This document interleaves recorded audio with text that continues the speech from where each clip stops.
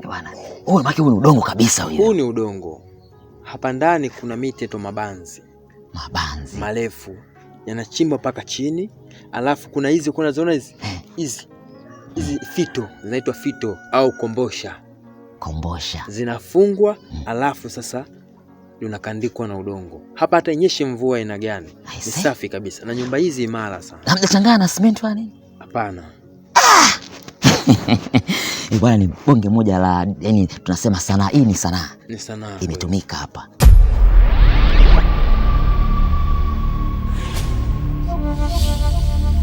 Bonde.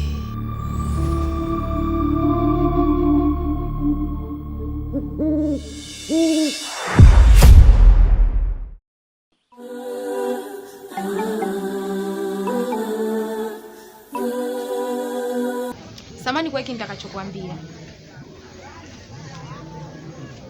Bila samani. Uliponiagiza kwa yule binti amekataa. Amesema kabisa hakuelewi. Yaani hataki kusikia kitu chochote kuhusu wewe. Kwa sababu ana mchumba wake. Na vipi kuhusu, unaona hujanitambulisha shemeji bwana. Shemeji yuko wapi ndugu yangu? Au yuko wapi shemeji? Bwana shemeji. Blaza. Sina mwanamke.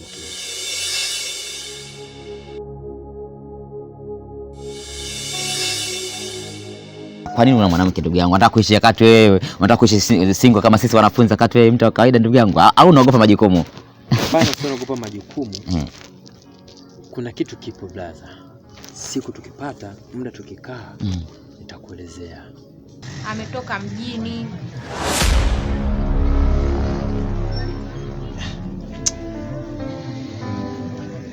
Kwa hiyo unataka kuniambia yani kachomoa?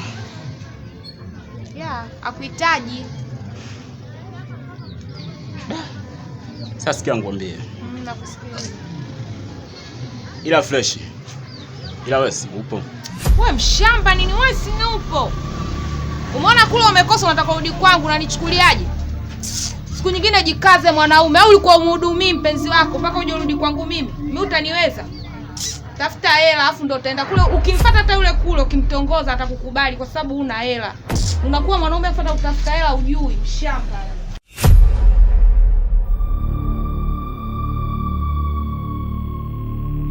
Bonde.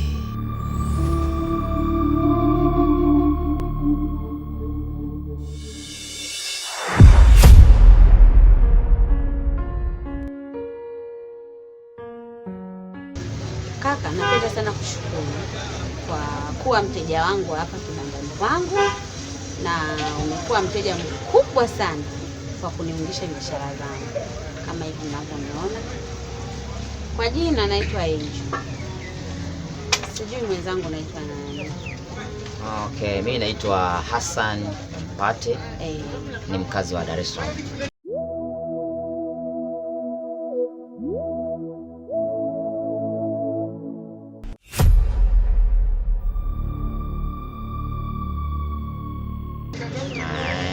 Nimekuja kuvifanya hapa, ndio maana muda mwingi nakuja hapa ofisini kwako kupata chai kidogo, sababu kuna sehemu ambayo nimefikia hapo ujio hapo, ndio maana nimekuwa mteja wako siku 2-3 hapa. Ina maana sio mbali na hapa sio mbali, kama miguu 20-30. Kwa hiyo unajiona mjanja kunikataa mimi na kumfuata wewe mshamba wewe.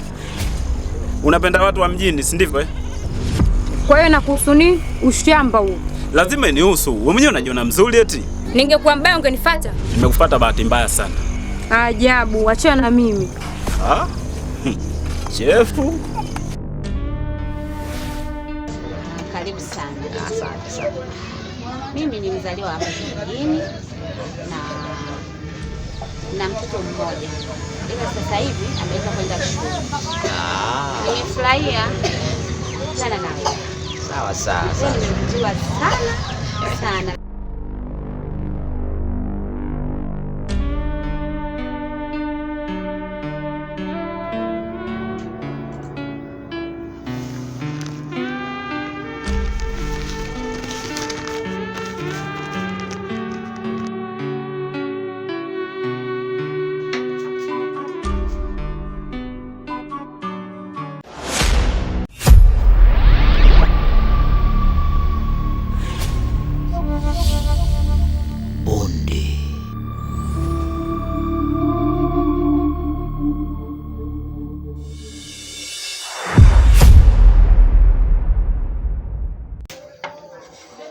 Kampate vipi?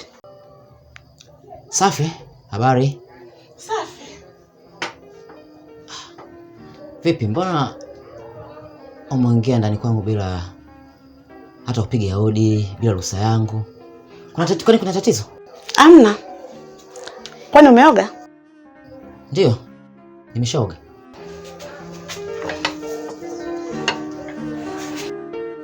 Basi sawa. Nikutakia usiku mwema. Asante na wewe pia. Haya.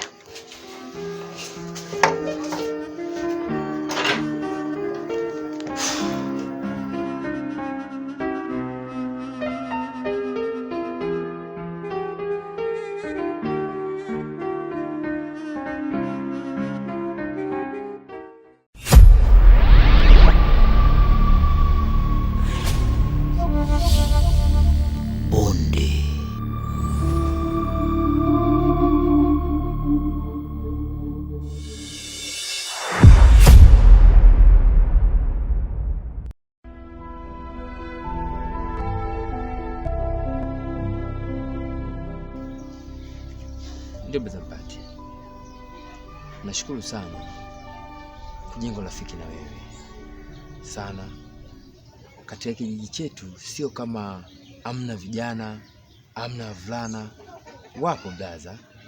Ila mimi nilikupenda wewe, ni mkarimu, mcheshi, ni mtu mmoja upo vizuri kabisa. Unaona? Kwenye kijiji chetu hiki cha Msufini wani. Ni kijiji kimoja kizuri, ila kina changamoto zake humo ndani ya kijiji. Unaona blaza? Mimi pale kwa naona kwa naishi pale ni kwa mjomba wangu, ila naishi mimi mwenyewe. Ila kimeniko mimi nakuja hapa mgeni, mjomba akanipa masharti. Akanambia kuna zongo. Nikamwambia mjomba, zongo ni nini? Akanambia zongo ni wasichana wanafungwa na wazazi wao.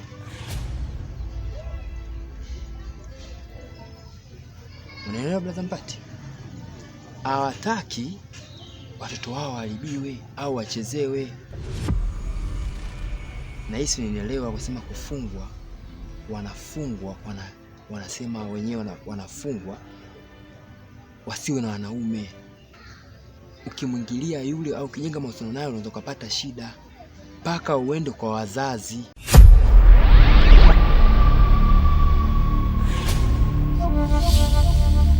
Bonde.